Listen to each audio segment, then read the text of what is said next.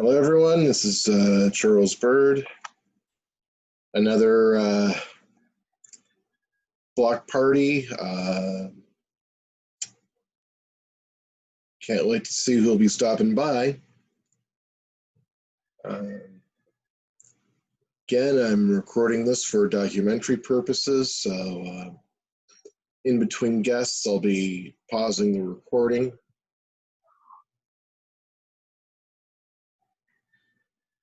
Well, let's see what happens.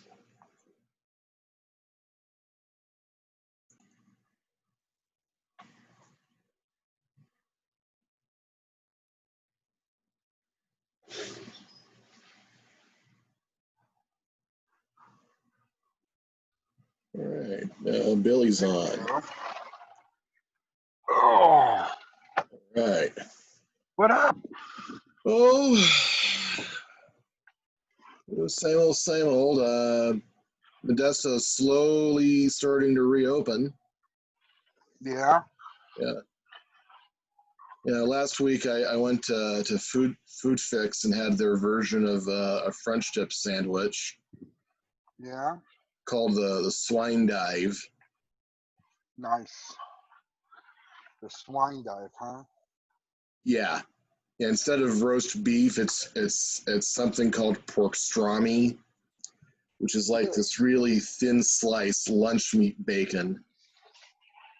Okay. Yeah. And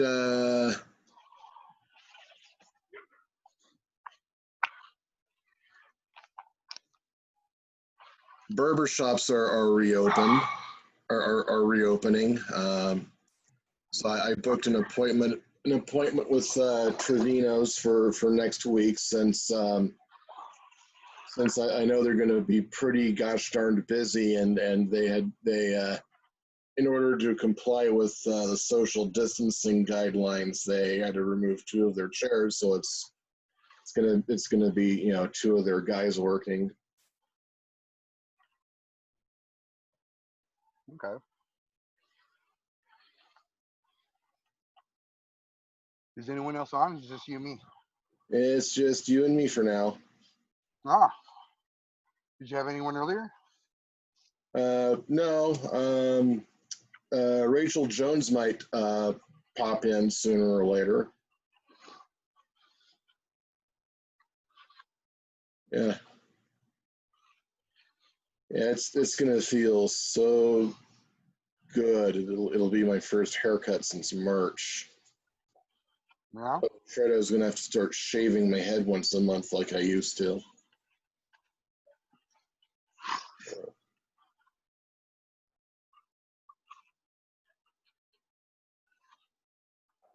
Yeah, not when that no it one's was on, you just something record that yourself talking to yourself, or? say what? So what do you do when no one else is on? Do you just record yourself talking to yourself? No, I Like pause random recording. thoughts?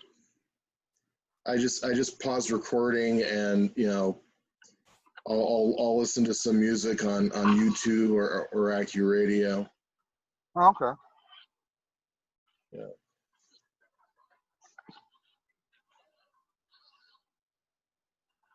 Yeah, barber shops are reopening. It'll be my first haircut in like 3 months.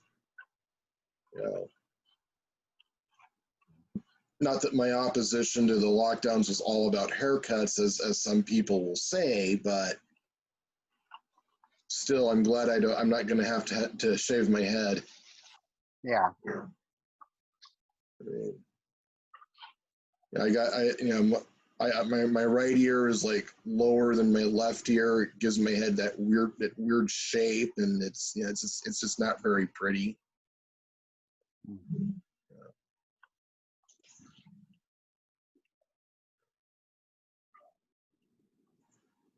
Asymmetry. We're all full of it. All full of it.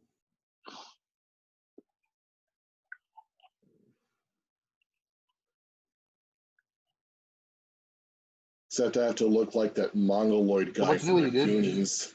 Huh? So what's new with you? Well, I'm still doing the security thing. Yeah.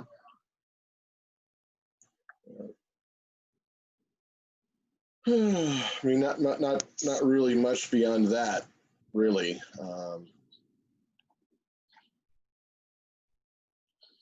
Yeah, I'm not sure if you've heard about this yet or not, but the guy I was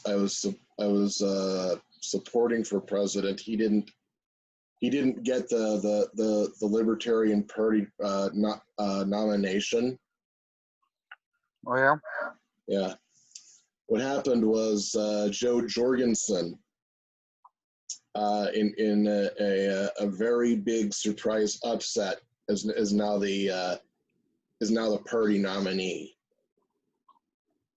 The first female libertarian presidential candidate, and within a week, she's already the best candidate the party's had in 20 years. Really? Yeah.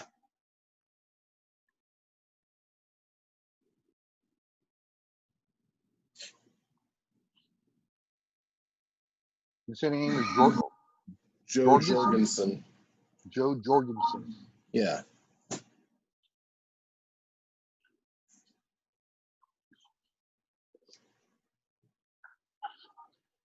Oh, speaking of presidential candidates named Joe, there's this funny video on YouTube.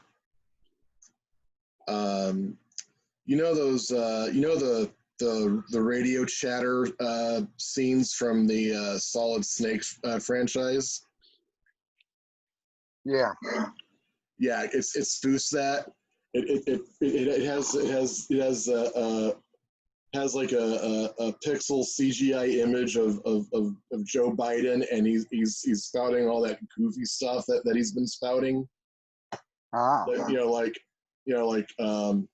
I like to bounce kids on my lap a lot, and then a character, I guess it's supposed to be Snake, asking, "What are you talking about?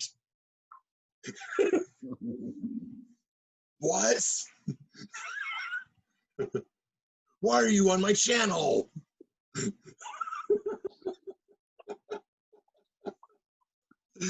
Oh man.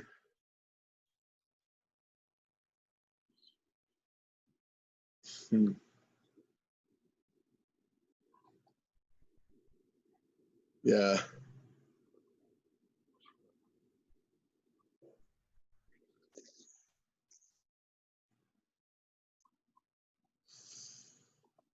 Well, Gizmo pulled a cute one this morning. Yeah. Yeah, I was deleting some junk Pornography? from my email inbox, and I was making pew pew pew noises. Oh, pornography. Yeah, huh? So it was so you were deleting junk from your inbox that was making pew pew pew noises? I was making pew pew noises while doing that. Okay. Pew pew pew pew, right? And what does Gizmo do? He gets up in my lap and he puts his paw over my mouth. I guess he doesn't like it when I make that noise. Okay.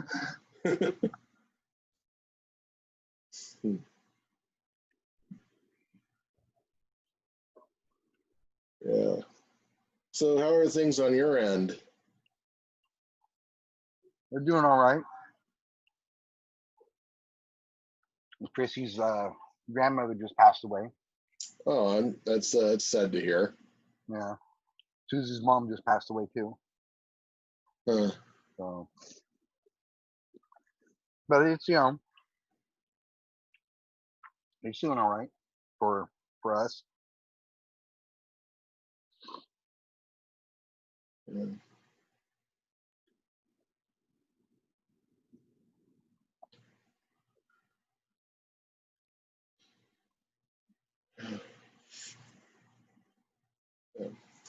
Yeah, I went to the old mill for the first time since March too.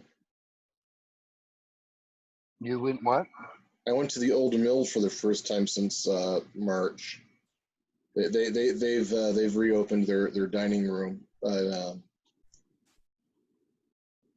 don't know. I mean, the food's still great. The customer service is still great, but it looks really sterile and sparse, and they don't have the little Modesto News leaflet in the middle of the table in between the salt and pepper shaker. Yeah. Yeah.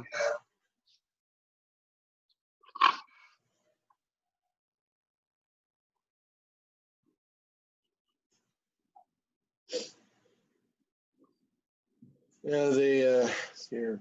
Grace Lutheran is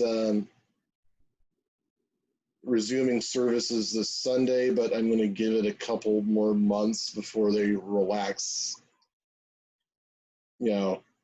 Hopefully by then they'll have relaxed some of the ridiculous, rules and stipulations they're having to go by. Yeah. I mean,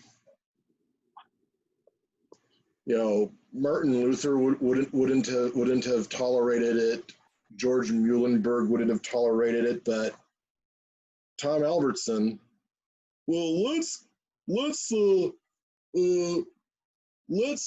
just defer to civil authorities and listen to Romans 13.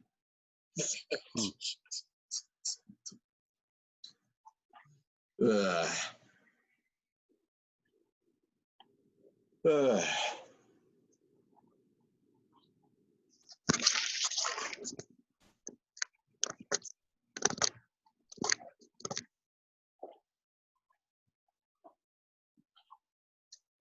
Last weekend, some neighbors, not the Rices, but some people who lived down the street. I had a conversation with them, and I told them that I basically just live off of bachelor food. Yeah. Yeah. So they gave me a buttload of fruits. Oh. Yeah. So that so I've been eating like grapes and strawberries and little tangerines for breakfast. Oh, that's nice. That's real nice of them. Yeah. That's some Asian guy named Dale.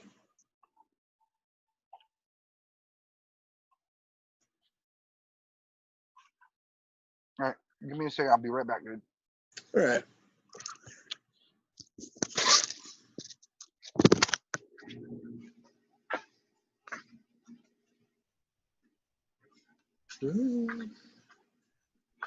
Thompson Gunner.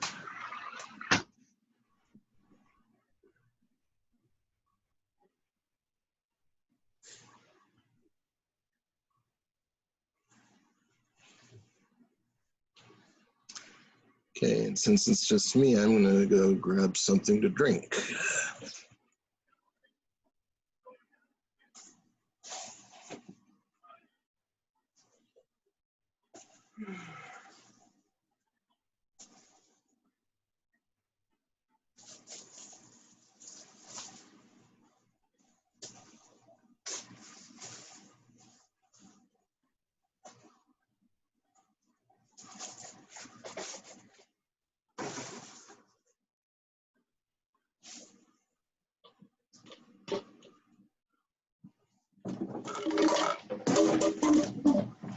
Darn it.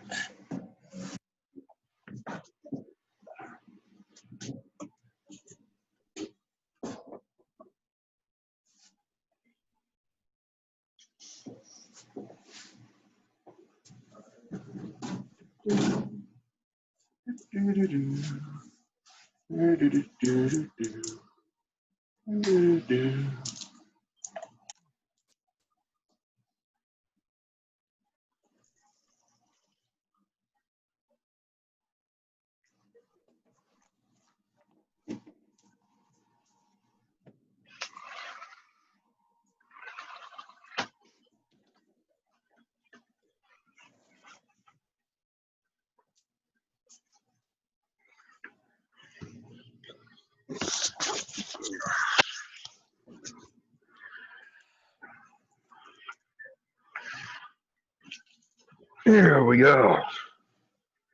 Ah.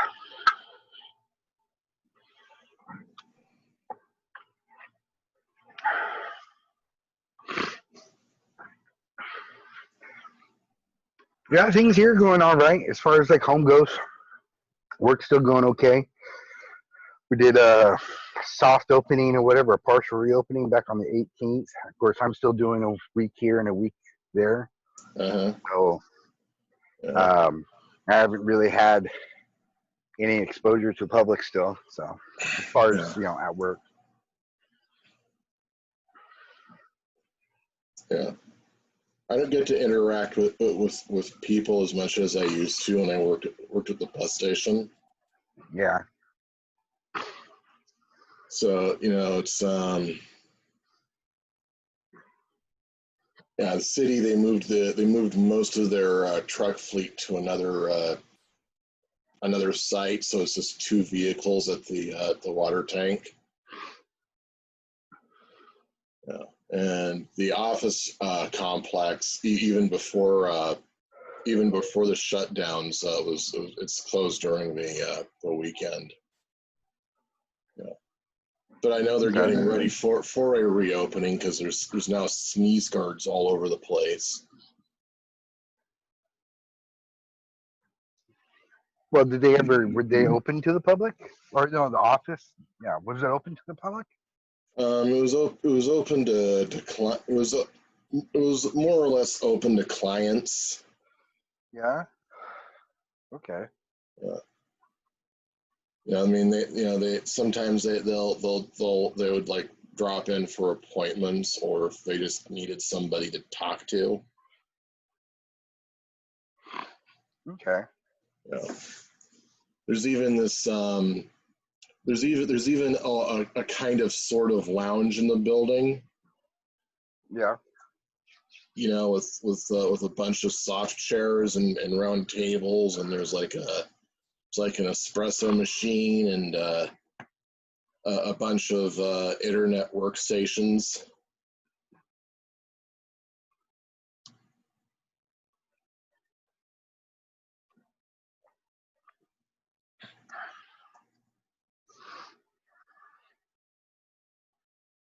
Yeah.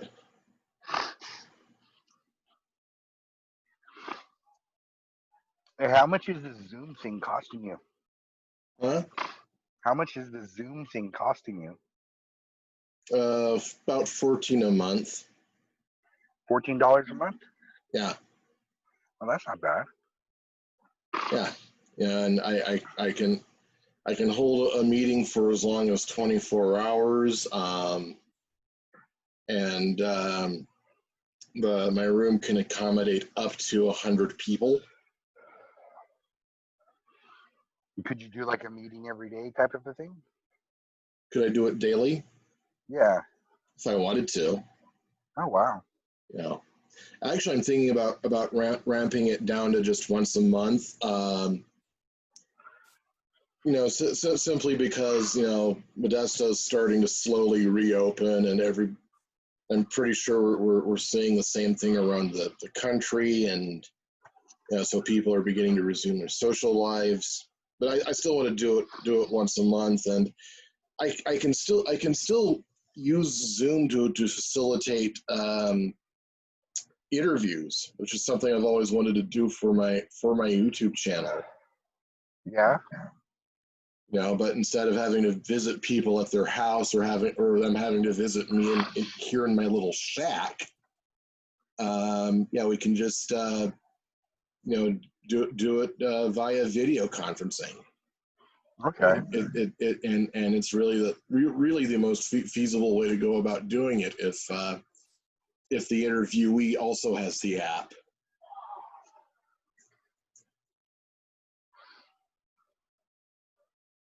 Who are you planning to interview? Like what type of people?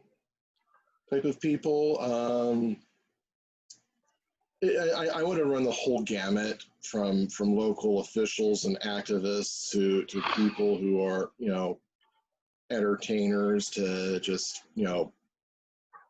random people that I know that I think would be interesting.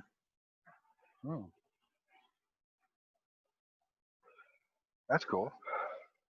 You know, also, I could do a panel discussion, discussion show. That now that we have, Zoom,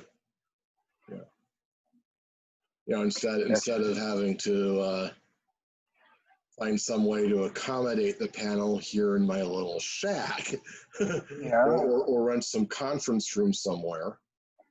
Okay. I mean, this is fantastic.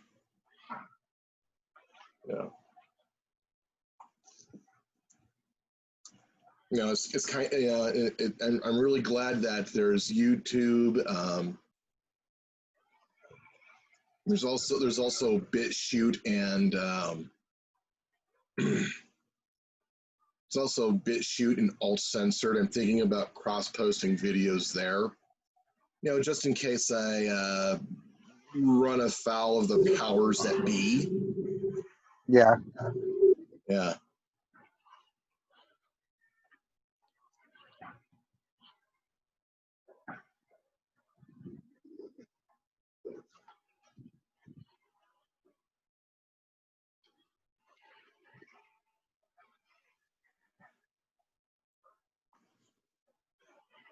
Yeah. Someone's giving me bunny ears. Yeah, I heard the piano chime on Facebook. I have that open too. What? Oh, your Facebook? Yeah. Yeah, just to see if anybody's responding to my posts.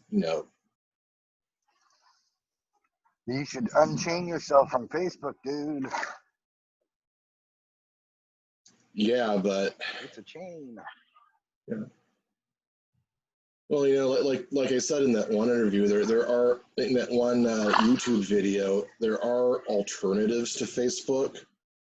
Yeah. Alternative platforms like One Way and intellectual dark web, but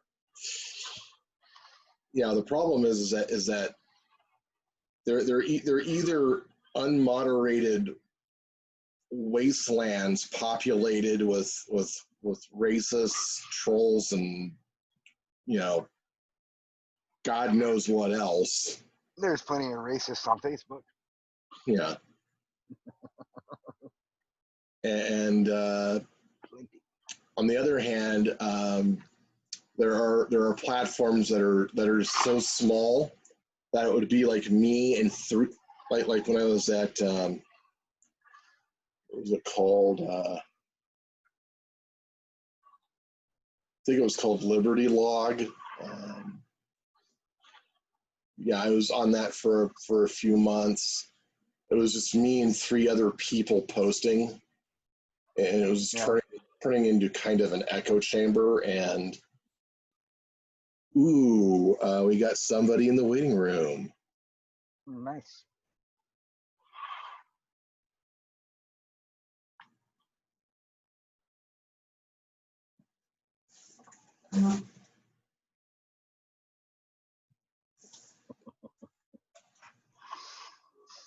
Okay, is it working? Yeah. Is your phone on its side? Yeah.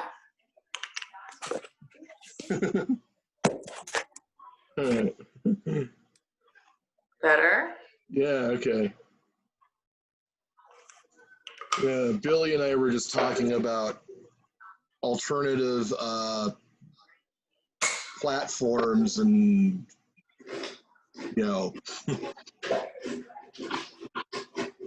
how some of them are just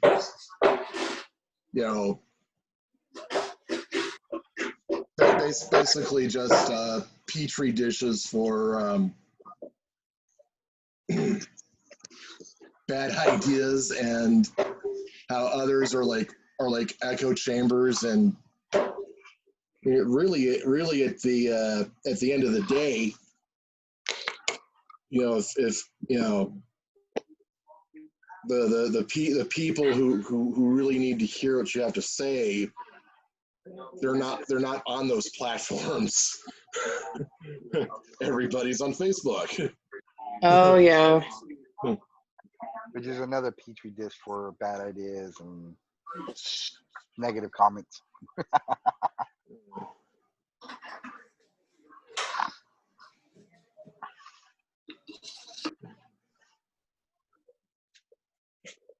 Speaking of negative comments, I can just imagine what mental gymnastics Jimbo is deploying to justify what's going on in Minneapolis. He's gonna say that he's oppressed too somehow by it. Yeah, right. He's gonna say my people were oppressed longer or something. I don't know. He's good. Yeah. And then he's gonna ask the government for some type of money for it. Yeah, he would. That's what he would do.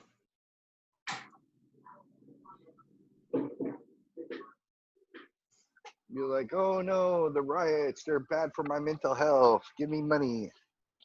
That way I can go to college again and fail some more classes. Yeah. Change my Who are we major talking again. about? Our cousin. Oh, Yeah. Yeah. Somebody we don't talk to anymore. Not because of political differences, but just because he's a jerk. oh. Yeah.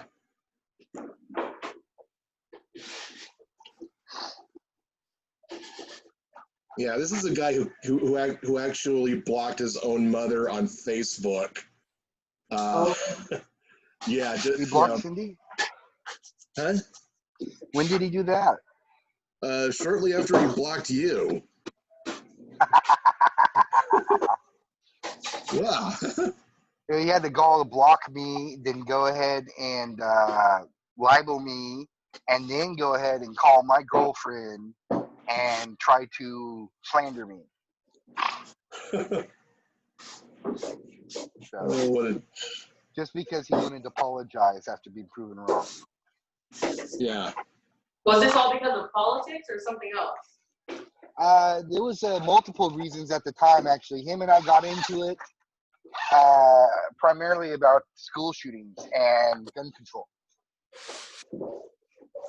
So, but the final straw, though, was he was trying to go ahead and say that I was defending the people who were doing the killings and whatnot. And that's not what I was doing at all. And boy, oh boy, he went ahead and made some egregious remarks and went ahead and after he realized that he was wrong in that, he went ahead and just said, I said, you owe me an apology. Yeah, actually, I think I said you owe me a fucking apology. But of course, I didn't type fucking on Facebook. And at that point and whatnot, he blocked me and proceeded to post too much like his brother. But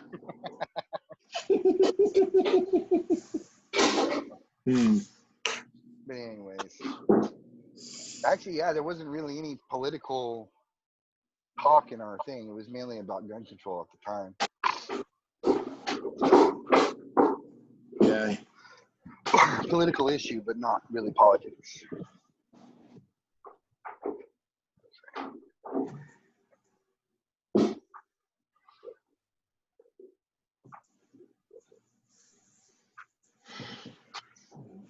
I ran into him at the movie theater not too long after that. Did I tell you about that? Yeah, Mike told me about it. Yeah, that was funny. I don't think he even recognized me. Yeah.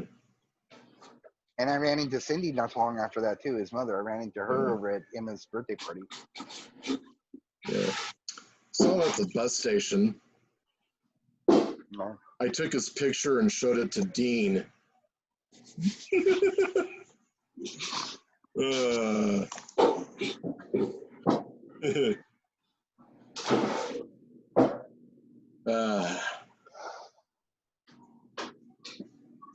I have one sister that has me blocked on social media, but she's the kind that has left the faith and is kind of trying to hide her lifestyle from her family. Oh, okay. So she just unfriended me on there so that I couldn't see what she was doing. Yeah. I had Charlie blocked a long time ago. It's before they had like the unfollow. Oh, Because yeah. Charlie posts like 100 things every day. So I was like getting all these notifications and whatnot. It's like, oh, Charlie posted this, Charlie posted that. I was like, no. So I had you blocked for probably about 6 months to a year before I went ahead and I discovered the unfollow thing. So I went ahead and I Jeez. unblocked you and I hit unfollow. I was like, now if I want to see what you post, I'll just go to your page. Voila.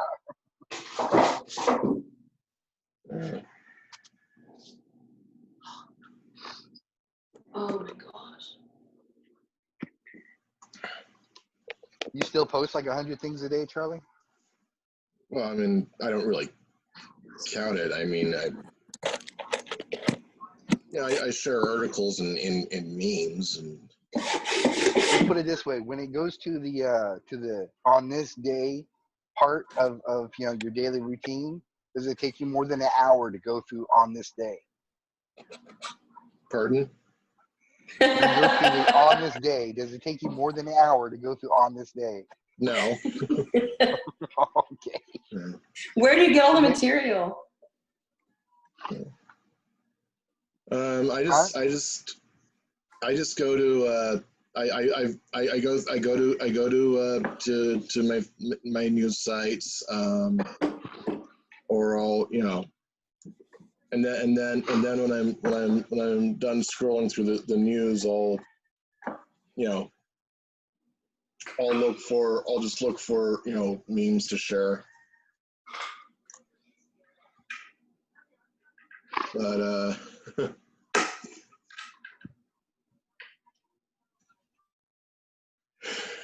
yeah. The frustrating thing is that if you posted something that I want to go back and see again, I can't find it. Because there's too much stuff to scroll through. Especially like on a mobile device. Yeah. On my I know that on Monday, Memorial Day, they featured my legendary last stand against Dubois. Yeah. Boy, that was a lot of fun. I just posted. I usually post on Memorial Day about questioning the motives of warmongers and fighting war and not war, and it was basically a really long thread of "You're a terrible person." So what's terrible about being opposed to unjust war? You're a stupid person. What's so stupid about it? You're a terrible person. Yeah, and this goes on for like 50 comments, and finally I was like, I'm getting tired of this, so I'm just gonna keep deleting everything he says until he gets the hint and just leaves me alone. Then finally he unfriends me. Then yeah, but it didn't end there though. I mean, we were in a group in a Yahoo group, and one time we got into it again, and I guess I ticked him off so much that he said, "Well, you know what? I'm gonna go pay you a visit at Big Lots." This is when I was still working at Big Lots, and it was my night off. But still, it was It's really funny though, is that if he ever gets it in his head to run for anything ever again, I have that stuff screenshotted. Oh yeah, he's totally out of control. Yeah. That's like, I don't know how old he is, but I feel like that's like such a boomer mistake to be ranting on the internet like that. Yeah.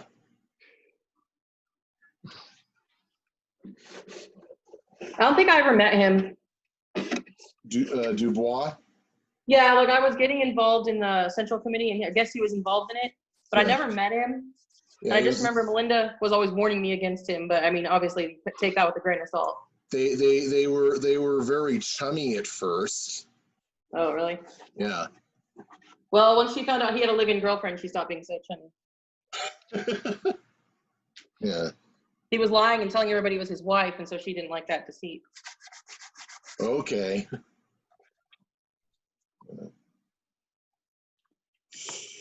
Yeah. Yeah. Fun Dubois fact, Billy. He ran for school board way back in 2011. Mm-hmm. And he listed his occupation as unemployed. Really? Yeah. Well, was he really unemployed? Well, he kind of schmoozed around with the Duartes, and he worked for them for. I feel like that's something you could come up with better. Yeah. Yeah, so he worked for them at their nursery for a while. I don't know what he's been doing now because, you know, I don't know, I guess he blocked me because I was making too much sense. Who knows? Okay, I have to go get a screwdriver. Yeah, so you're doing a lot of doing some home improvement stuff. Yeah, we're still fixing that sewer that leaked.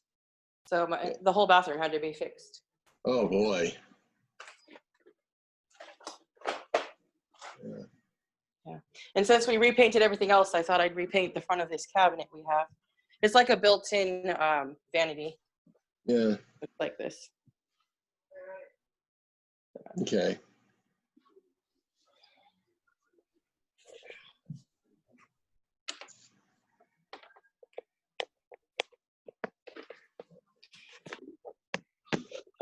Now? Doing what? The painting and stuff? I don't have any other time. No, well, I'm on a Zoom call. no. Okay.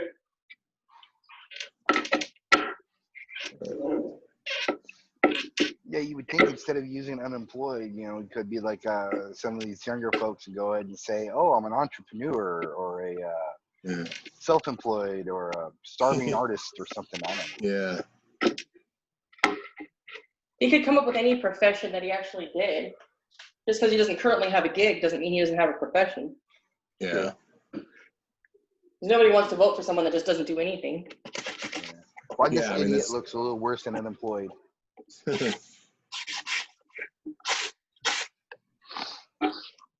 mean, you could easily just say you're in between jobs, you're in transition, anything. Not tell Yeah. everybody you're unemployed. Yeah, those.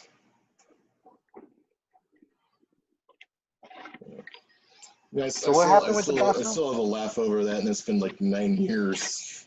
Yeah. Well, that's how I met him, because I didn't come around here until about 2011. Yeah. But yeah, he was he was involved with the Tea Party Patriots chapter and Republican Central Committee, and Yeah, I think I remember that he and I clashed on Facebook a lot because he always would say he was like a Tea Party patriot. And I was like, yeah, but isn't that about being taxed and about following the Constitution? And you're always pushing this unconstitutional stuff. yeah. He didn't like it, especially because I was an outsider. But I was like, look, I'm moving over here and I'm excited that there's a branch of the Tea Party here. Yeah. Yeah, or that the Tea Party movement, you know, was, you know, it started with the Ron Paul money bomb. Yet, you know, just like Melinda, he's more he was more hostile to Ron and Rand Paul than he ever was to Hillary, to the Clintons or Barack Obama. Yeah. That's because they're calling him out for the hypocrisy. Yeah. But actually, Steve.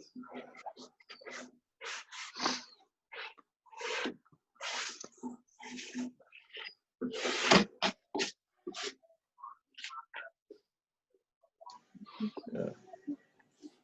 So as I was telling Billy earlier, you know, about Modesto slowly reopening, you Last week I went to Food Fix. Had one of their newest additions to their menu, something called the Swine Dive.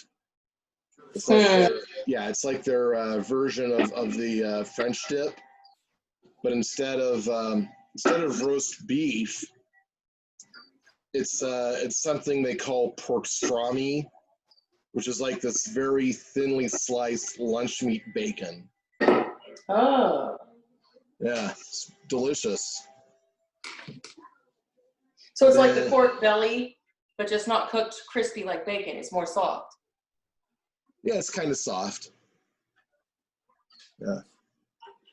Yeah. Then I was at the old mill yesterday morning, and that used to be my regular Thursday morning jam, and so they were really happy to see me again too. She remembered my usual, the waitress did. It's good to be able to get back out again. Yeah. Yeah, and I booked a haircut at Trevino's. You're gonna suck it up and wear the mask, huh? Well, I mean, it's only 30 minutes. It's only going to be like 15 to 30 minutes. Probably 15, closer to 15, because they're not going to really have a whole lot to work with. Just the back and the sides. Yeah, your hair doesn't look too. Some people's hair got really bad.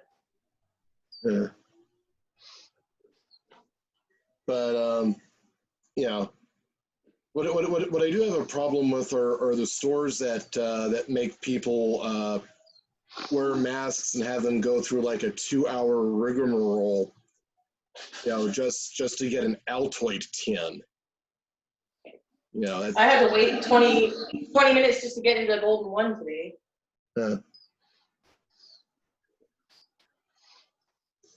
Yeah. The thing is that there are still a lot of family-run ethnic markets and convenience stores. They don't make their customers go through that stuff, and guess what? A lot of them have they sell the same stuff that you'd get at Smart and Final or Safeway at bargain prices.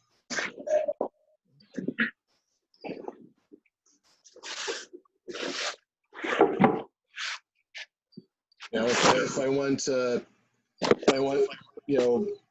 meat, I mean, I got two carnicerias within walking distance. Yeah, that's the place to go anyway. Usually they've got good cuts and not too expensive. Yeah. But I'm buying part of a steer, so I won't be needing any kind of beef for a while. Okay. Yeah. Now we just have to hope and pray that the electricity doesn't go out. Mm. And then my freezer dies. Yeah. Yeah, I know that some people are doing that. I didn't know that some folks in California could do that. Those just buy a steer and just get meat from it like that.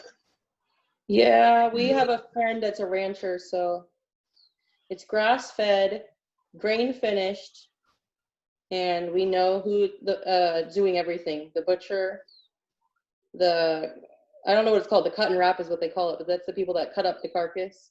Okay. And obviously, we can go out there anytime we want to the ranch and see how the animals are being handled. All right. Nice, and it tastes a lot better than the kind you get at the grocery store. Yeah, because it doesn't go through all the processing and stuff. I think it's a mixture of also having that grass-fed and grain-finished. Yeah. Because the grass-fed gives it different nutrients, but then when you finish it on grain, it's not like the grass-fed in the store. It gets more of that fat and marbling. Yeah. Because grass-fed in the store is usually pretty lean and not very tasty. We had I had a conversation with a friend of mine who owns a downtown eatery, and he, I asked him, what, because of the processing plant shortages, why couldn't restaurant owners and grocers just form a partnership with farmers to get around that problem? And he was like, no, it has to go through a USDA certified plant. So as usual, the government is in the way. There is part of that as the problem. And then the other problem is that nobody has the place to store all this cold food, except places that were already equipped, because we're dealing about mass amounts of food. Yeah. So with the meat, it's one thing, but then when it comes to all these crops that we're seeing farmers just destroy, vegetable and fruit crops, because literally once it gets ripe, it's ripe, and now what? There's nowhere to put it. So I know that people don't want to throw away food. They're trying their best to find ways to donate or do something with it. But it's like, there's nowhere to put it. Mm-hmm. This is the problem of having everything so centralized in just a few places. Yeah. That looks okay.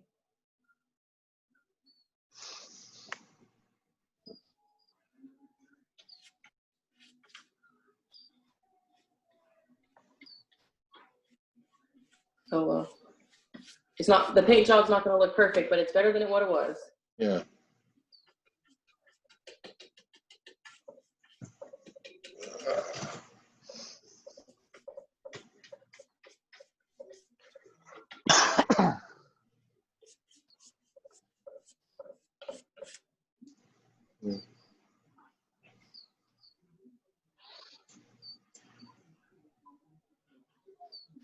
Yeah, last week I had a conversation with some neighbors who live down the street, and told them that I've been basically just living off of bachelor food. Yeah, and they were actually kind enough to give me a bunch of a whole basket of just fruits. So for most of the week, I've been having grapes, strawberries, and tangerines for breakfast. Oh, sounds good.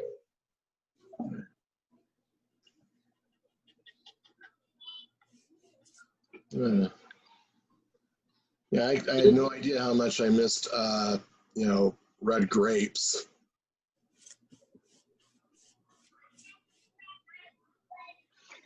Like nature's candy.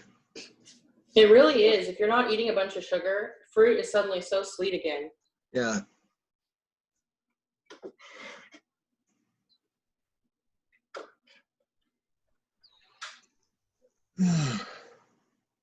We're going to go berry picking tomorrow. That's nice. Vanderhelm is berries? one of the farms that's opened up. Wow.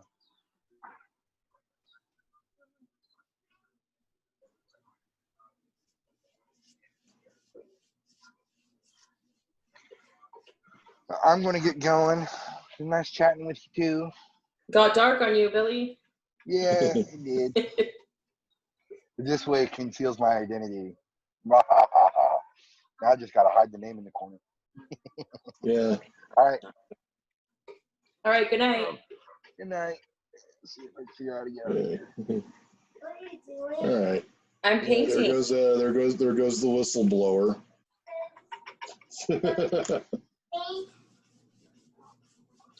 I'm putting paint on this. Can you please go back to bed?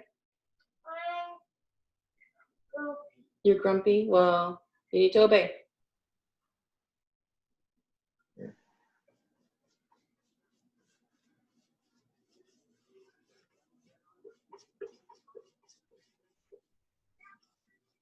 So did you guys already talk about George Floyd?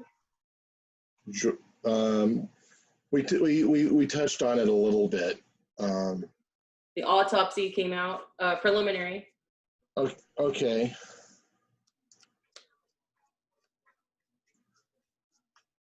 Yeah,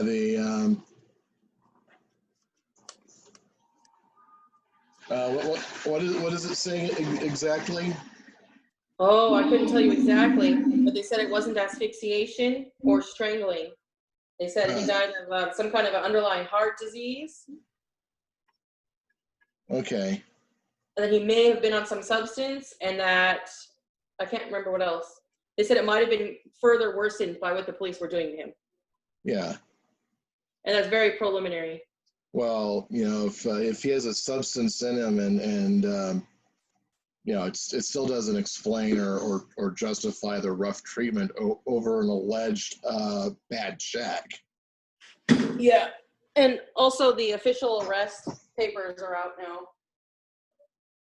for the guy that was on his neck. Oh, where'd my sander go? Oh, there it is. And so what it said was that he actually told them before he laid down on the ground that he was already having trouble breathing. Hmm. And so knowing that, they still got on top of him and stayed there for so long. So that's pretty damning if you ask me. Yeah. Oh yeah, Apparently, the officer that was on his legs, he was like laying on the legs, so obviously he couldn't see the face and see that he passed out. Mhm. That officer kept saying, should we roll him over? Should we get off? And the guy that was on his neck kept telling them, nope, let's stay here. Let's hold it here. So he kind of took charge. Hmm. And remember, I believe that there's body cam. Yeah. So that's where they're getting all this.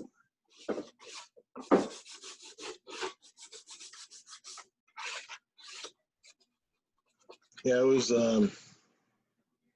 too funny when this was first coming out, the thin blue liners were like, well, let's see the whole video and see what's really going on here, and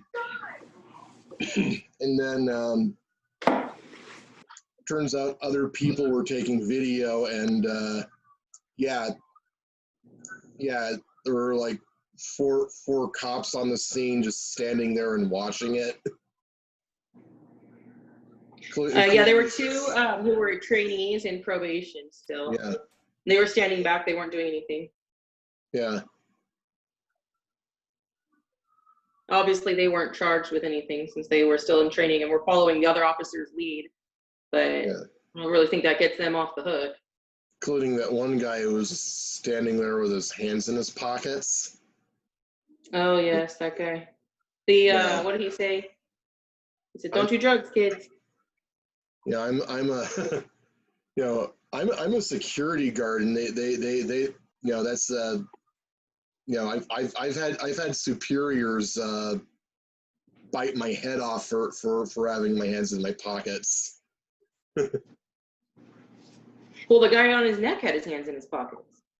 Huh. Shows that he obviously wasn't fighting and struggling. Yeah. All right, that's pretty good on the drawer.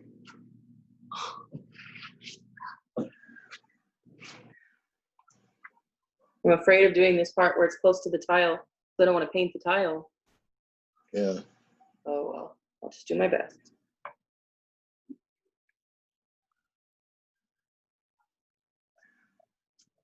Of course, there's already people defending him. I don't understand it. Yeah.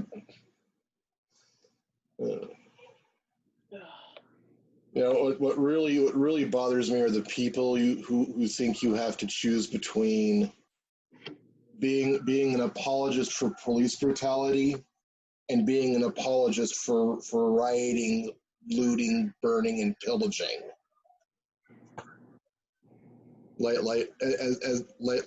No, you're not supposed to be opposed to both. Yeah, but you can't even really compare. It's just two totally different things. Yeah. I mean, we're talking about an authority figure using their authority and force to murder someone. Like, that person has more responsibility to do what's right. Yeah. Oops, there goes the paint.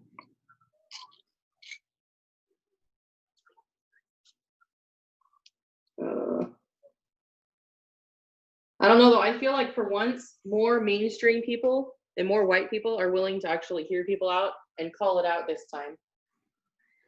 Mhm. Because it's not just libertarian voices. Usually that's the only thing I ever hear is libertarians talking about it. You know, like, oh, more police brutality. And then everybody else, like, that considers themselves Republican, just defend the police. Yeah. But this time, even like the stereotypical people that always Yeah. are defending the police are against him. Yeah. You know what I like to think might be a bit behind that. Waco on Netflix. Ah. Have you gotten around to seeing that? Unfortunately, we decided we don't like Netflix and we canceled it a while ago. All right. Yeah, it actually gives a surprisingly balanced view of the whole thing. Yeah, it wasn't like the NBC miniseries from the 90s where it tries to portray the feds as dedicated public servants rescuing abused kids from a wacky cult. It was no, it was actually a bit more accurate that it was the ATF wanting to perform a dynamic raid to generate good publicity and for them and more funding from Congress. Well, that's good. Yeah, I've heard a lot of people talking about that, even just in regards to things they're doing about COVID, you know, like police state type thinking. Yeah. So yeah, it's good that documentary is coming out when it did. I mean, the only thing that it gets wrong is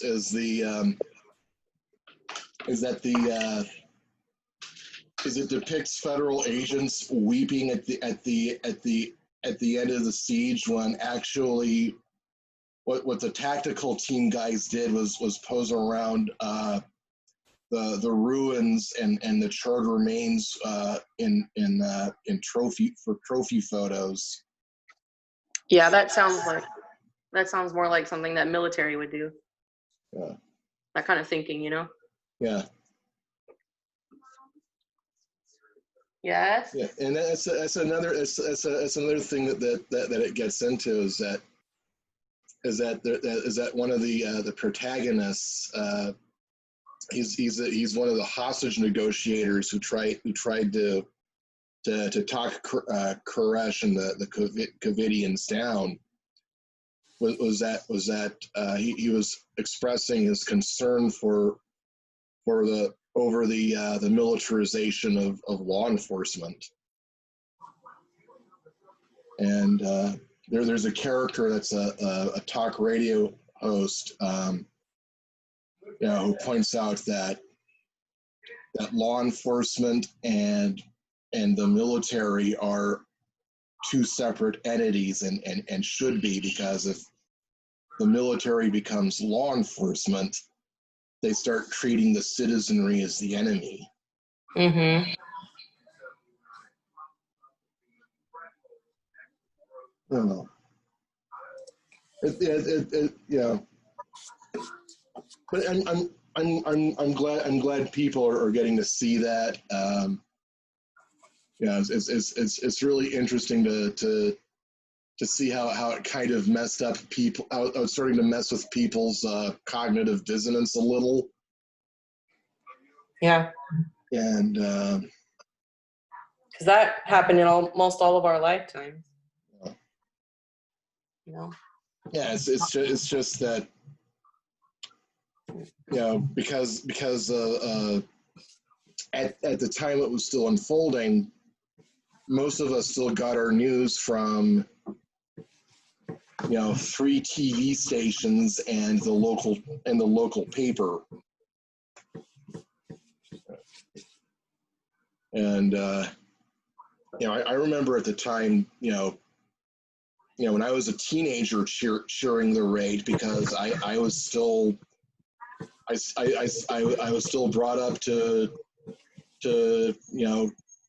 trust the people with the badges on their chest and the men in the suits who stand behind the podiums. Not us. We were not taught that. Yeah. I guess that's what being homeschooled does. Because the homeschool movement, they were always being targeted by police and school districts and social workers, and so we didn't trust anyone. Yeah.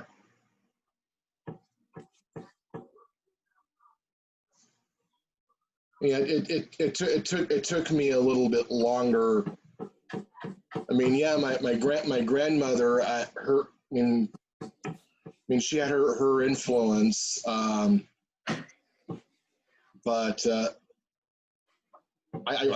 she was still a big influence on my thinking. But I mean, she was still part of that generation when those institutions were still trustworthy. But wasn't until until we got pretty deep into the Clinton years that I started noticing, yeah, something's wrong.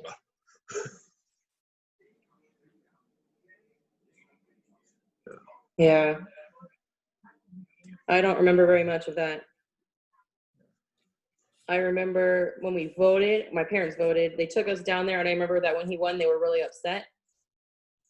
But This was 92 or 96. probably when was there three, like when was Ralph Nader? Is that his name? Nader was 96. Then that must be what I remember. Yeah, he ran in 96 and he ran in 2000. It was 96. Yeah, my parents I remember they were upset about it. And that was the first time I even remembered them voting or anything political at all. Yeah. I was 12. Yeah. Oh yeah. Yeah, I was still a very naive and credulous college Republican at the time. Thought Bob Dole was going to lead the next American Revolution. Oh dear. Yeah, but here's the thing. 96, when most of my peers were watching, MTV or ESPN, I was watching C-SPAN, and that's how I became aware of, alternative parties beyond Ross Perot. I saw a debate between Harry Brown, who was the 96 Libertarian nominee, Howard Phillips, who was the nominee for what was at the time called the U.S. Taxpayer Party. It became the Constitution Party a little bit later, and John Hagelin of the Natural Law Party, which was a left of center party that was influenced by the Transcendental Meditation movement. But I remember sitting through that debate, and they were talking about stuff that and bringing up issues that you wonder, why isn't this being talked about? Yeah. Like the Federal Reserve. And the Council on Foreign Relations was brought up, and that was at the same time I was becoming acquainted with John Katz, who was a local radio personality, and he talked a lot about that stuff on his radio show, but it was never really brought up on on the other talk radio show. I mean, which K5, the drive time show was hosted at the time by Rick Minyard. Rush Limbaugh never talked about that stuff. I think the only host that aired on K5 during those years that ever wandered into that territory was Art Bell. But yeah, but John Katz talked a lot about the CFR and all that. But yeah, Howard Phillips, talked about the CFR, the Bilderbergers, said that Bob Dole was just a spear carrier for that set, and took me a couple more years to realize that Phillips was right about that, and I remember his comments being that under a libertarian administration, such secret organizations, they would be stripped. They would be very easily stripped of their power, because a lot of their pet agencies would either be defunded or slashed.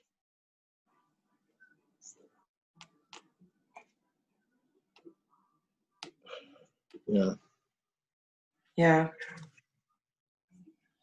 And that's also how I remember Joe Jorgensen, who was Brown's running mate back in '96, because right after that was the third party debate for vice presidential candidates, and one thing she said that really stuck with me was that the reason why old people vote more often than young people is because the politicians steal from the young people and give it to the old people.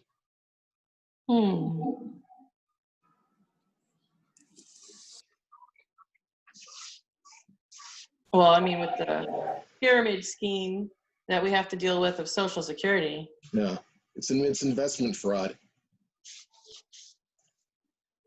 And it doesn't even help a lot of people out. Like, most people I know can't live off of what they're getting from Social Security. Mm-hmm.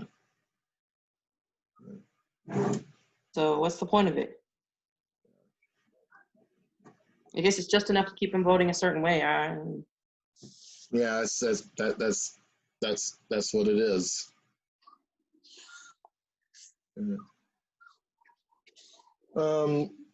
Before I sign off, there's something our last conversation on Zoom, I wanted to ask you about before Heather got on,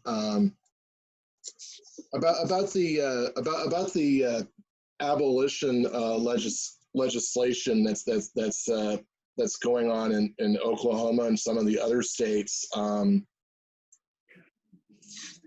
Is it true that the proposed legislation would criminalize post-abortive women and make them eligible for the death penalty? Because that's a criticism of that legislation that I've heard. You mean going post-dated, like anybody that ever had an abortion? Yeah. Or just going forward?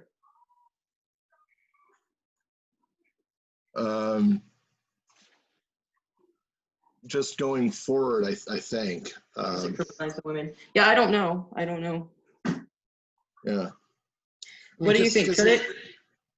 I mean, historically, the law has never prosecuted women for getting abortions. It was usually the doctors that were prosecuted. Yeah. Yeah. The doctor is the assassin. Yes. I mean, historically, the women were treated as victims, because a lot of the time they were talked into it or coerced into it. Mm-hmm. I mean, me being out there dealing with them, I think most of them are kind of not. I wouldn't even know if it's coerced, but it's not the first choice. Yeah. A lot of times they feel like they just don't have any other choice. Yeah. But I mean, that doesn't really justify, in the eyes of God, it's still murder. Yeah. I mean, They're paying someone to kill someone. That's murder. yeah. Yeah. I mean, I remember, when I was still doing the 40 days for life, and they, it really bothered me to see women being driven there by their boyfriend. Oh yeah, those cowards. Yeah, They're always cowards. they are. We have to deal with them, and they're cowards. Yep. I think when I made that sign, "Real Men Stand for Life," I think those are the ones that really got their cross stuck by it the most. Yeah, we've got one of our signs says "Real men don't exploit women," because that's what it is. They're just using them for their body, and then they want to get rid of the evidence. Yeah. It's exploitation. Mm-hmm. Yeah. More solid stuff left. No. Yeah. They But as far as the law goes, I don't know. I would want the law eventually to criminalize it and have them face at least manslaughter or something, whatever it would be for hiring someone. But I think that we need to have a transition in society before we could just have a law like that. Mm-hmm. Because right now, so many girls are just sort of brainwashed into thinking it's their choice. Yeah. And they don't even think about it. Mm-hmm. If they knew that it was murder and that they would be facing murder charges, I think they might think twice anyway. Yeah.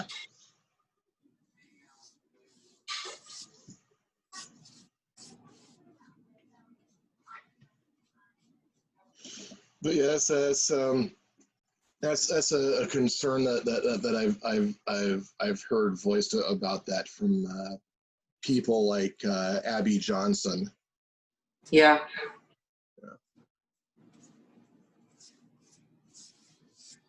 Abby Johnson. Yeah, it's hard. There's different methods of how to approach.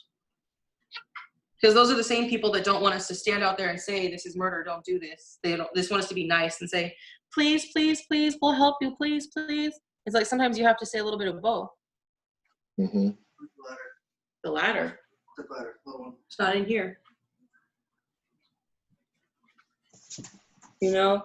Like as long as you're saying whatever's in scripture, then you know that you're on the right path. Mm-hmm. And so sometimes I'll even say, we're not here to judge you. God has already judged. Yeah. And he's judged that he hates the hands that shed innocent blood. Mm-hmm. And so like that's straight scripture. Yeah. And the law, I think, should uphold what God says, which is that the death penalty is for murder. But like I said, you'd probably need more transition than just changing it overnight. You probably want to look and see what it says in the actual law if you actually read it. Yeah, I'll have to look that up. Because that could just be false accusation. I don't know. I mean, I do have my own problems with Pro-Life Inc. Particularly how they don't they don't want to hold Donald Trump accountable for signing Planned Parenthood funding into law year after year. I know. So many people are still saying, oh, he's the most pro-life president we've ever had. I'm like, really? Mm-hmm. It's because he went to that March for Life. That doesn't really make him pro-life. Yeah. Actions speak louder than words. Mm-hmm. Yeah, and it just seems like they're more concerned about. It just seems that they would much rather elect Republicans and keep Republicans in office than save babies. And whenever somebody comes up with an actual remedy like Dr. Paul did with his Sanctity of Life legislation, they're not really interested in it. Nope. And they're not interested in actually fighting and winning the battle. I mean, a few months ago, Chuck Baldwin in one of his columns actually pointed out that that the National Right to Life Committee has retirement plans for their paid staff. So they intend to be in it for the long haul. Uh-huh. Yeah, just like the NRA, I guess, they get compromised. Oh, yeah. Yeah, There's that principle of absolute power, remember? Power corrupts and absolute power corrupts absolutely. Yeah. So the problem is they get bigger, they have more power, then they become more corrupt. Yeah. Yeah, wait, yeah,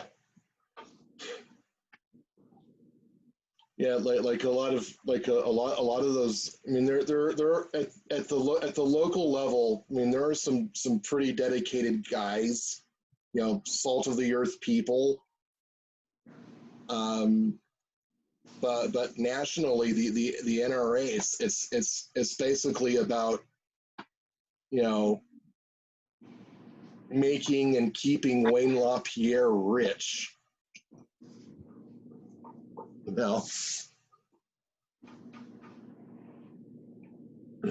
Yeah. Oh, you want to buy that big belt buckle that's set with the NRA seal on it? Yeah, you do know it's going to help Wayne LaPierre pay for his next vacation to Italy, right? Yeah.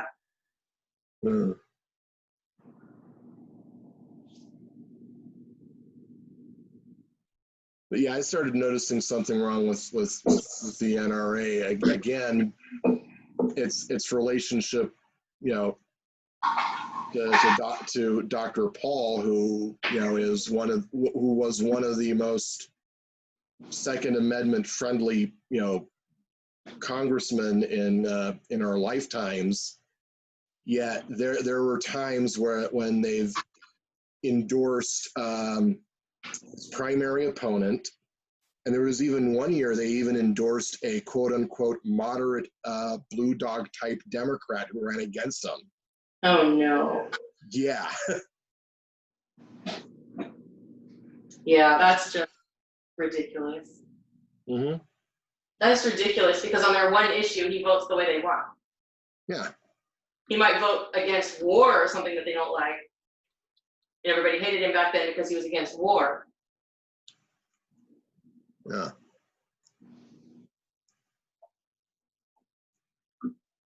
I still remember that debate answer he gave. He said, he's like, no, I haven't left the Republican Party. The Republican Party has left me. Mm-hmm. Yep. My disillusion with the Republican Party, it was just slow motion. The way they treated conservative candidates in primaries, just the local organization.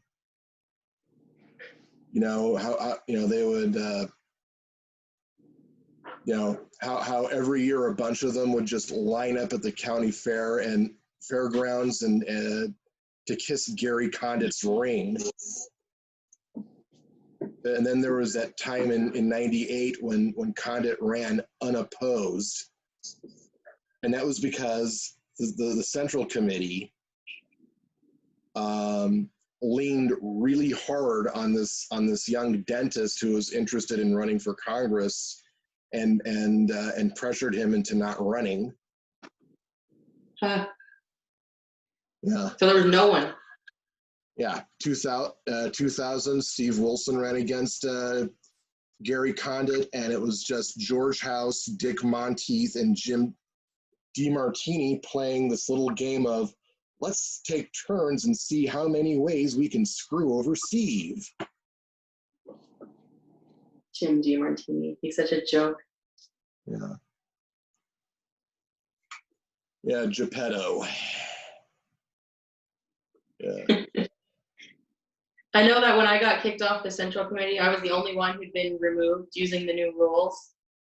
And he said, oh, we're just using it to remove troublemakers. And I was like, wow, he's saying I'm a troublemaker. Thanks a lot. Yeah. I know one time he asked me to lead the prayer and that Pledge of Allegiance. And I couldn't because I don't say the Pledge of Allegiance right. Uh-huh. And that was the only time he ever even talked to me. So I don't understand why he was saying I was a troublemaker. That's when I was like, yeah, his little sound bites to the media, you can't trust anything he's saying. Yeah. I just find it funny that they didn't oust him after that whole thing with that girl he was involved with. You didn't hear about that, did you? Which one? Which one? Oh, there are others? No, I couldn't hear. I think the internet cut out. What did you say? Okay, a few back in the mid thousands, there was this young Assyrian woman who was running up massive debts with his credit card, and it turned out that that he was having an affair with her. Oh no, Yeah, typical. Why would she? I guess for the money. yeah, I guess so. Gross. Hypergamy. as Dr. Kissinger would say, money and power, the ultimate aphrodisiacs. Apparently. Then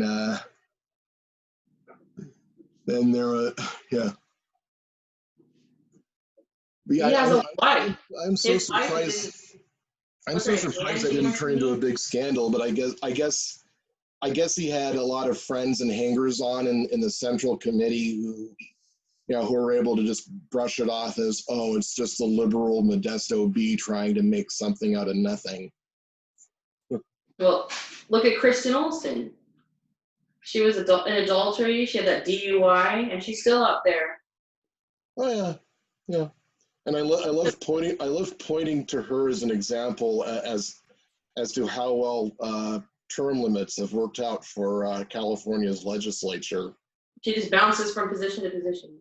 Yeah, she was in the city council. Then she got elected to the assembly. Did her 3 terms. Was minority leader. Now she's back in local government.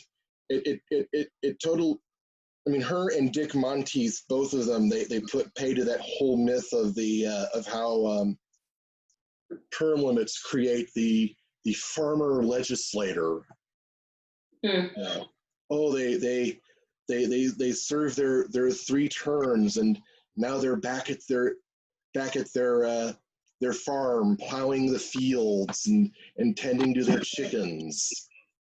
I wonder if Jeff Dunham is back on his farm.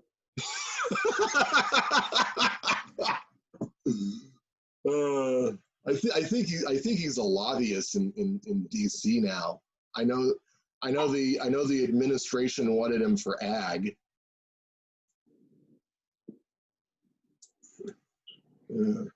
I mean, I'm pretty sure he doesn't really have a farm, right? Like, did he just buy something?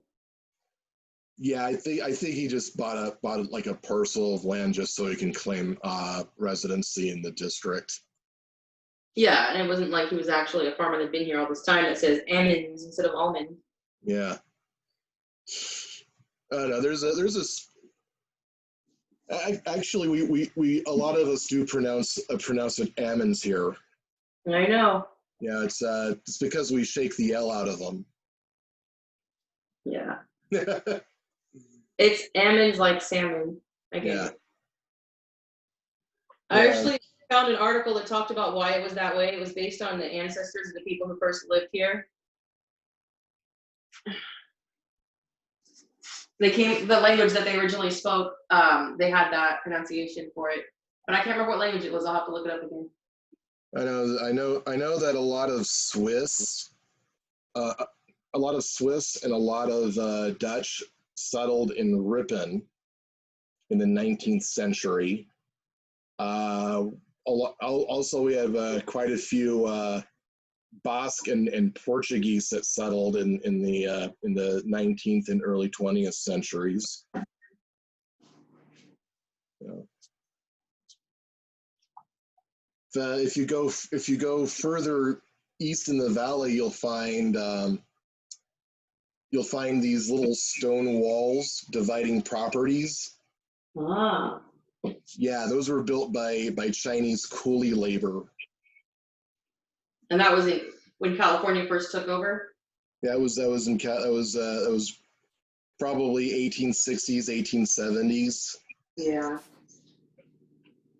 Wow.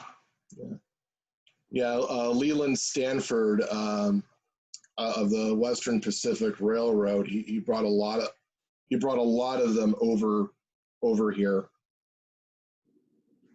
We still have a high Asian American population. Yeah. I mean, obviously due to location, partially Mm-hmm. with the Pacific. But yeah. Yeah. And those guys came out here and they built the railroad. They have to go somewhere. Mm-hmm. They were promised the American dream just like everyone else. Oh yeah. Yeah, and then they were met with hostility, and one thing that they never talk about in the history books is that organized labor. A lot of the unions were founded to lock both Chinese immigrants and newly freed black men out of skilled labor markets. Yeah. It's an inconvenient truth. Yeah. But anyway, back to my disillusionment with the party. It was like, and then came the Bush years. I wasn't happy with George W. Bush being nominated, so I went with the guy closest to my thinking. That was Howard Phillips. And then What party was he? Constitution Party.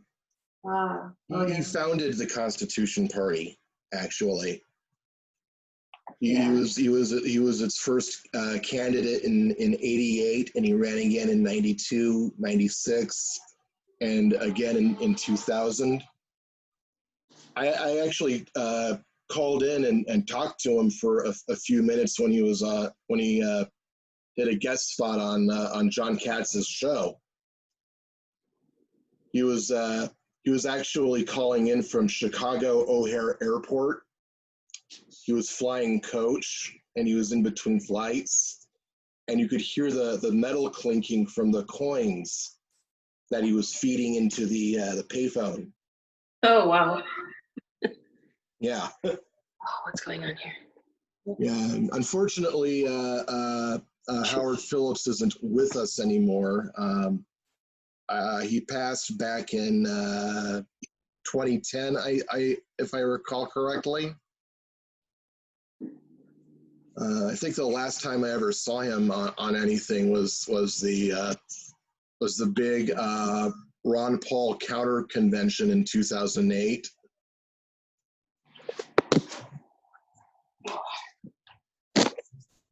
Almost done. I just have this last side to go. The rest of it got its first coat. So. Okay. Don't know where to put the phone. He was so I voted for him in 2000, and then Bednarik in 2004. There. Then the Ron Paul revolution came. Yay. Then I voted for Chuck Baldwin in the general. Had to write him in because at the Constitution Party convention, Alan Keyes tried getting the nomination, and when he didn't, he threw a tizzy and had some really shady people break off from the national organization and make him their nominee. And that was how the AIP broke off from the Constitution Party. I think I remember voting for Chuck Baldwin that time. Yeah. And then finally, 2012, Mitt Romney. That was more or less the last straw. That That was when I changed my affiliation to other and wrote Constitution Purdy in the blank space. 2 days later, we were at Melinda Mason. 2 nights later, we were at Melinda Mason's house, and she tore into me, told me to get off my high horse. I just sat there and kept myself from laughing. Yeah, she doesn't like when people don't do what she wants. Huh? She doesn't like it when people don't do what she wants. Nope. That's the thing. I am my own person. Yeah. And she doesn't seem to. She seems to want to surround herself with sycophants and yes people. I know there's a couple times that she and I had a fight about politics, and one of them was about Jeff Denham, because I was calling him out for his votes. I said, she kept saying he's a good guy, I helped get him elected. And I was like, fine, but look at the way he's voting. Like, his voting record is not consistent with the Constitution. Yeah. And she didn't believe me. We had a pretty heated argument about it. And then later on, she started disliking him. So I thought, oh, good. I guess she was listening. And then the other one was about Ron Paul. Yeah. He swore that he wasn't pro-life. And I was just like, got into another argument with her. I was like, what do you mean? I have no idea how I have no idea how she got that in her head. Well, because he said that he would inject, if it was his granddaughter that was raped, he would inject her with a progesterone shot, which would prevent ovulation. But Melinda said that actually meant that it would kill the baby. From preventing sperm from meeting egg. Well, what would happen if you prevent ovulation from happening is what he was saying. If you prevent ovulation, there is no egg. So there's no baby. There's no way. But she was saying that if there was a baby, that would kill the baby. Now that I think about it, progesterone prolongs a pregnancy. If you were pregnant and you take progesterone, that keeps you pregnant. Huh. Like all of my miscarriages that I've been having, one of the reasons is they say I have low progesterone. So there's no way that, I don't know what she was saying, that she just didn't like him for other reasons and was just coming up with a way to attack. So we had an argument about that. Yeah, she would always like reach and stretch and. At the time, she loved Santorum. Yeah. Mr. Warmonger. Oh yeah. That's something I've noticed not just about Melinda, but a lot of religious right types is that they're economically illiterate. That if you get them talking about economics, they sound just like New Deal Democrats. Oh, yeah. We don't have that too much in our circles because so many of my friends have, of course, attended Mr. Winther's classes. Yeah. Or their kids have, and so then their kids come back and teach them about it. So we don't have to deal with that too much in our circles. Yeah. So I remember trying to bring that up with Melinda Mason about the gold standard and the Austrian school, and that I could tell by the look on her face that stuff was just flying right over her head. Well, a lot of them think it's conspiracy theory. So yeah, and I think it's the creature from Jekyll Hyde. Is that Jekyll what it's Island? called? Jekyll Island. Okay, yeah, that one. I guess Eric. I haven't read it, but Eric said that he thought that he could see why people would think it crossed into conspiracy theory territory. And then what they do is they paint the whole thing with the same brush. They just won't take any of it seriously. Well, I mean. Thing is that Griffin's work is heavily annotated, and if you check it out, he's actually right. Yeah, that's what Mike said. Mr. Winther, he said the same thing. He's like, well, just look at it. You're not lying. And So yeah, Mitt Romney was the last straw. That was it. Yeah, I refuse to vote for him.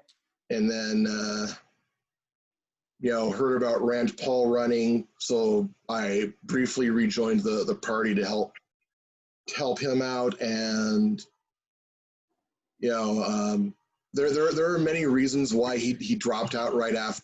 I've heard of him dropping out after Iowa. I think it was because I think it had a lot to do with Ted Cruz going to mega church pastors in Kentucky and fielding them to as candidates to oppose him in a Senate primary. Yeah. My esteem for Ted Cruz dropped after that. And after he skips that audit the Fed vote, just to schmooze with lawyers and lobbyists. Yeah, I'm still on the border with Ted Cruz. Like, I don't entirely hate him, but there's things I don't like about him. But sometimes I agree with him on other things, so it's hard. Yeah, and I feel like there's no perfect politician, so it's so hard.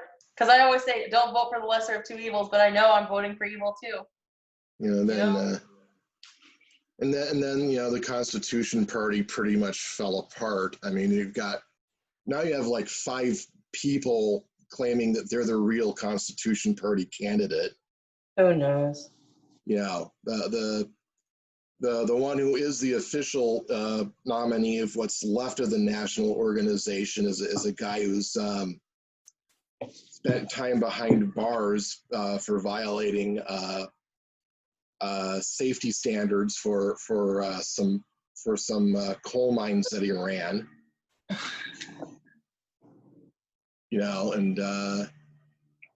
So there are some state affiliates that aren't happy with that, and they're putting forward their own candidates. So there's like 5 or 6 Constitution parties out there. Finding myself politically homeless once more. I heard about the Mises Caucus and their efforts. So I'm giving that a shot, and we're making a ton of progress. They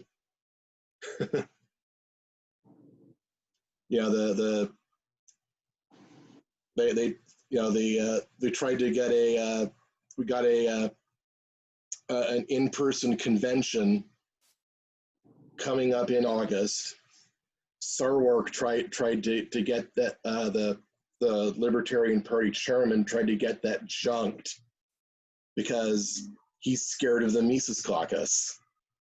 What is the Mises Caucus going to be? Another party? The Mises Caucus is the libertarian wing of the Libertarian Party. What happened was,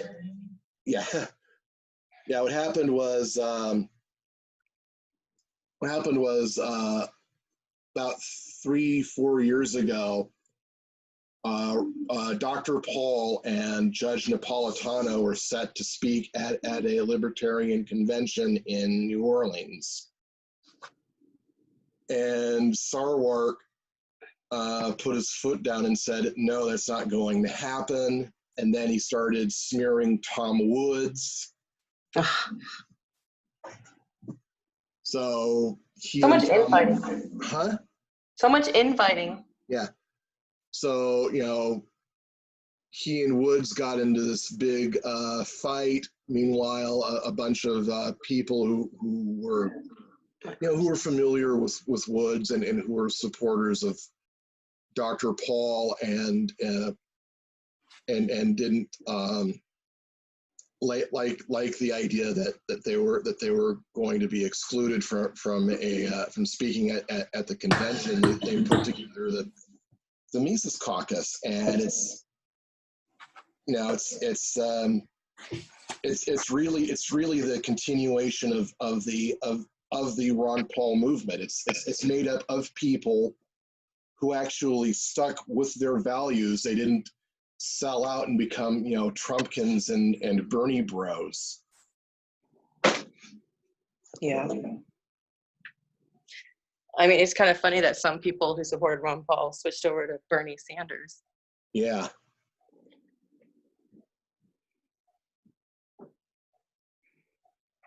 Yeah, sometimes I think there's still hope for the Libertarian Party. Yeah. I'm not like Eric. Eric is more sold on the Constitution Party. Well, I mean, I always like their platform, but there's things I don't agree with on that platform too. So it's like you just can't ever find anything that I agree 100% with. yeah. Yeah. I know that I know that people have it in their heads that Jo Jorgensen is pro-abortion, but she isn't. Not really. I mean, she's neutral on the issue, but if she were really pro-abortion, she'd be making a religious sacrament out of it, the way that Democrats are. I think a lot of times women just feel like they have to be pro-abortion or say that they are pro-choice. Yeah, and regardless of what her actual stance is, she wants to cut off funding, taxpayer funding for abortion. She wants to defund Planned Parenthood, which makes her a much better candidate on the issue than both Biden and Trump.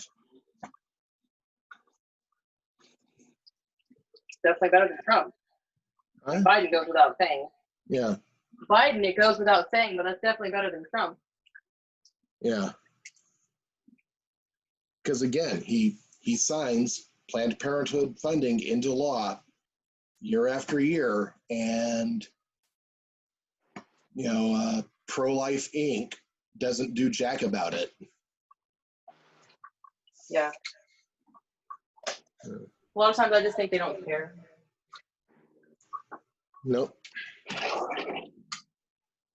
All right, I finished painting, but now I'm starving, hungry. All right. Well, it's something.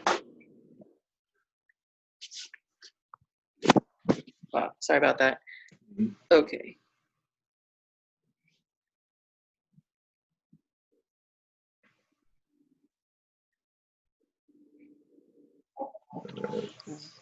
Yeah, there's some stuff I got to do around my little shack. Got to make some time to do it though before it gets really hot. Yeah. I have neighbors. They actually just do their yard work at night when it's cool. I go out when the sun starts to set and it loses its power, but the problem is there's a lot of mosquitoes.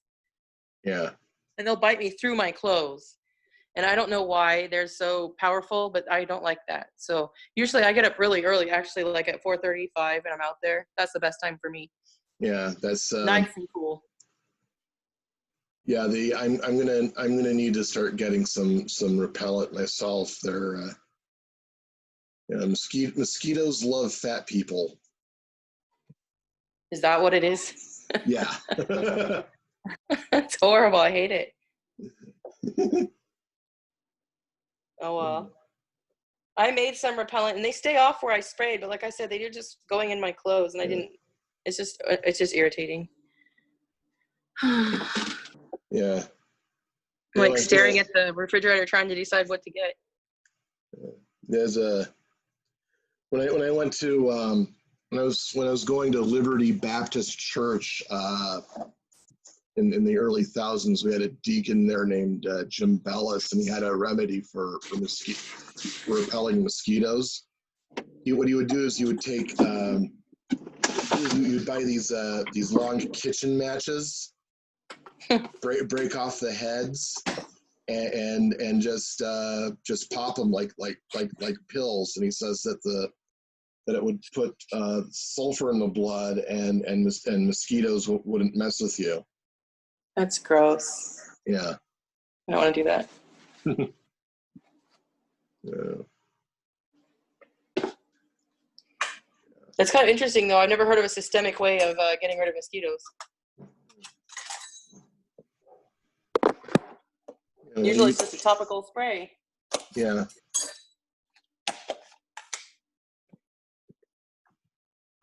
Mhm. All right. Well, I'm glad I was able to jump on. Okay. So yeah, it's getting kind of late. You guys kept me entertained while I was doing that boring painting. Yeah. Oh yeah, you got to hear me and Billy talk about Jimbo, our 600-pound welfare bandit cousin. What kind of a name is that anyway? His actual birth name is James. Oh, Jimbo is what we call him. kind of like Jumbo and Yeah. Jim. Yeah. It's not nice. We shouldn't, but Yeah. He's it's what happened. He's a living cautionary tale of what happens when you don't spank your kids or tell them no, and you just give them everything they want. mm-hmm. You know, it's not that his parents were bad people. They weren't. It's just that they thought that they were doing right by him by breaking some cycle of abuse. But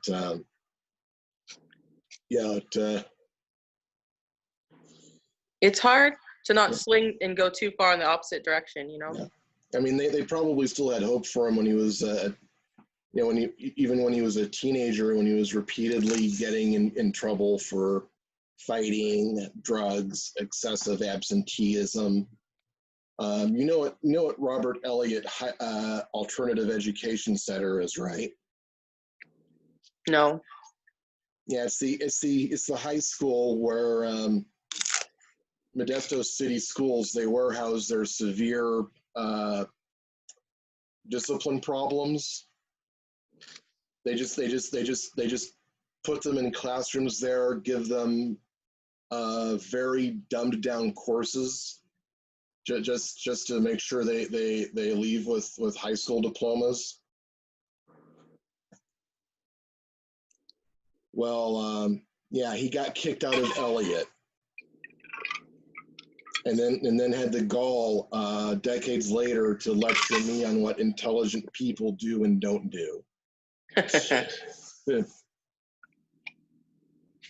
Yeah, I mean, you'd have to work pretty hard to get kicked out of that place. I mean, I hear they even read test answers to the students. Like they do in the resource classes in a lot of the public schools. Schools are just terrible. Yeah. I don't know if you've looked at any numbers recently, but some of them it's like 15% are passing math, proficient in math, proficient in English, 20%. It's like, how could they have such abysmal numbers? Yeah.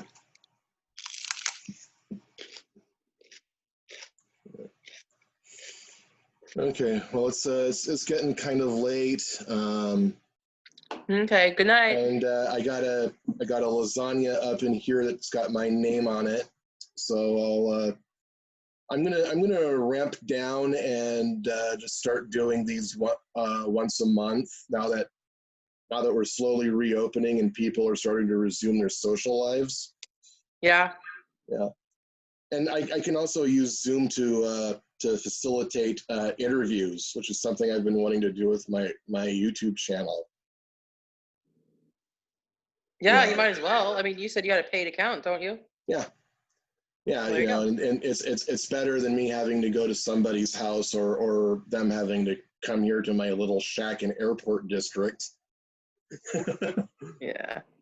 Yeah, so it's yeah, I think it'll work nicely. So, okay, well I'll be seeing you around. Okay. All right. Bye.